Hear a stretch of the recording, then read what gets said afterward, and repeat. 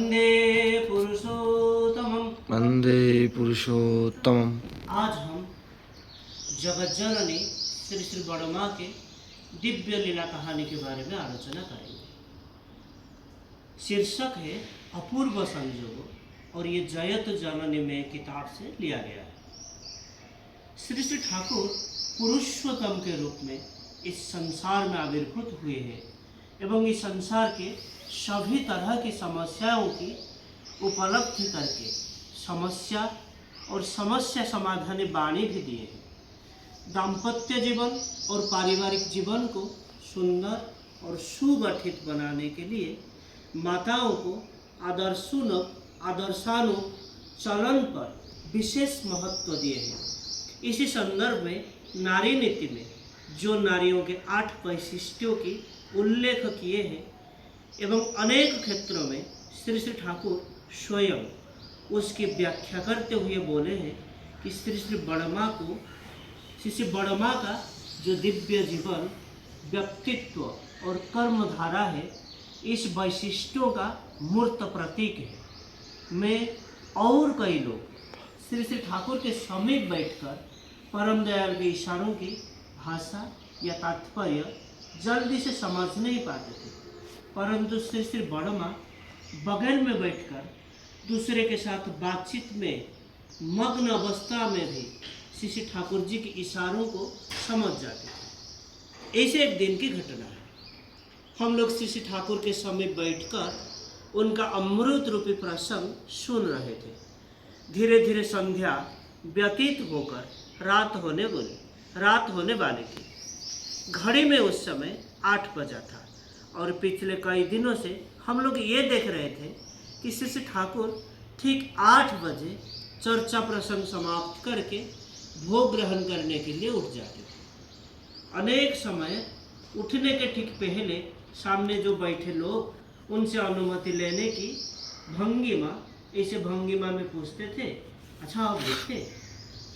कभी कभी श्री श्री बड़मा के उद्देश्य करके भी पूछते थे, अब उठे क्या?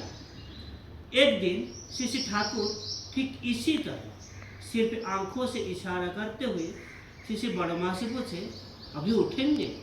श्री श्री बड़मा बगल के कमरे में दूसरी तरफ करवट लेकर लेटी हुई थी।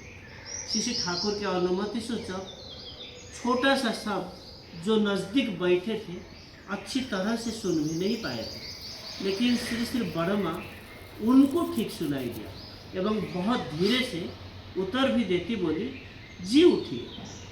इस सामान्य छोटी सी घटना से ये समझा जा सकता है कि श्री श्री बड़मा श्री श्री ठाकुर के संबंध में कितना सेंसिटिव थी। ऐसे और एक दिव्य लीला कहानी है, शीर्षक है पूजा का अर्थ।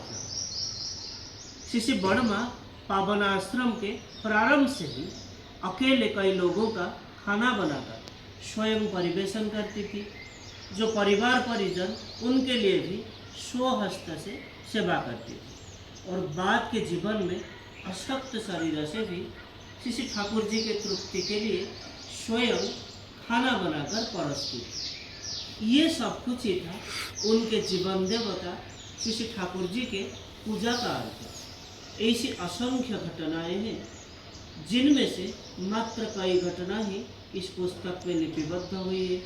यहाँ देवघर ठाकुर बंगला की घटना, उस घटना की चर्चा कर रहा हूँ।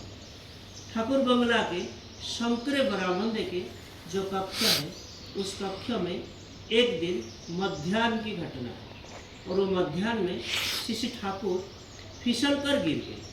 बहुत ज़्यादा चोट भी लगी थी, ओठ कट गया है, नाक का चमड़ा छिल गया है, ललाट फूल गया था और एक तरफ चौकी का किनारा और दूसरी तरफ दीवार थी, दोनों के बीच में दब गई थी। भारी शरीर के कारण किसी भी तरह से खड़ी नहीं हो पा रही थी।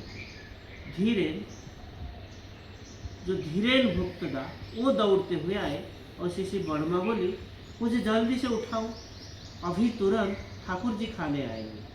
अपने दर्द को भूलकर वे किसी भी तरह कोई शोरगुल नहीं किया। श्री श्री बड़मा का भाव इस तरह का था कि अगर ठाकुर जी के भोग में थोड़ा सा भी व्याघात हुआ तो उनके शर्म की कोई सीमा नहीं रहेगी। फिर धीरेन भक्तदा बहुत कष्ट और यत्नपूर्वक उनको खींचकर खड़ा किया। जैसे ही उठकर खड़ी हुई वे ठाकुर भोग की तैयारी में लग गई और ऐसा लग रहा था कि जैसे कुछ नहीं हुआ। घूंघट थोड़ा ज़्यादा चेहरे पर लटका कर चेहरे पर क्लेश के चिन्ह को छुपाकर अकातर भाव से प्रयत्नपूर्वक आहार व्यंजन आदि की परिवेशन की और ठाकुर जी को पता ही लगने नहीं दी। शिशि बड़मा असहनीय यंत्रणा को नीरव भाव से सहन करती हुई अपने नित्य नैमित्तिक कर्तव्य को निष्ठा के साथ त्रुटि रहित भाव से प्रतिपालन करती गई। बाद में जब श्री श्री ठाकुर को डॉक्टर से पता चला तब उन्होंने कहा, बड़ी बहू तो मुझे पता लगने ही नहीं दी। ये घटना जयतु जननी में किताब से लिया गया। आज के लिए इतना ही। वंदे पुरुषोत्तम वंदे पुरुषोत्तम। जय।